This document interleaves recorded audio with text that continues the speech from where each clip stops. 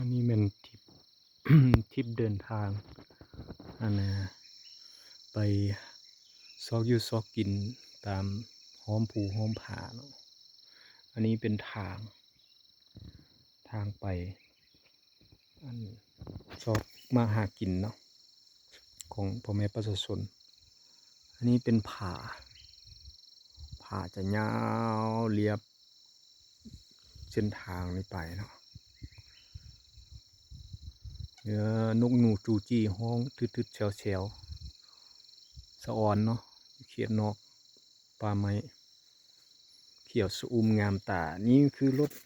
ที่พวกเราใช้สำหรับเดินทางอุปกรณ์มีเบ็ดใส่ปลา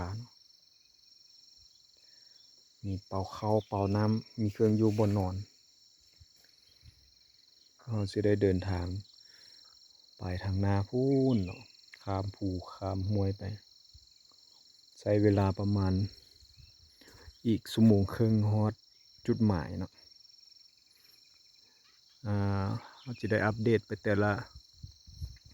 ระยะเนาะให้ท่านผู้ชมได้เบิ่งเนาะอันนี้ยามเช้าประมาณ7 โมงอากาศเย็นหมอกคุมอยู่ถึงภูนี่มีหมอก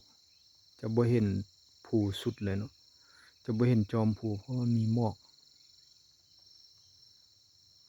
ทางก็สิประมาณนี้เนาะถือว่าลุยเป็นลุยว่าซะเบิ่งสภาพรถมีแต่บังตมแต่งมาใหม่ๆเบิด2,3 ล้านเฉพาะเดินทางเข้าป่าทำซอกอยู่ซอกกินชนบทรถสภาพแบบนี้เลย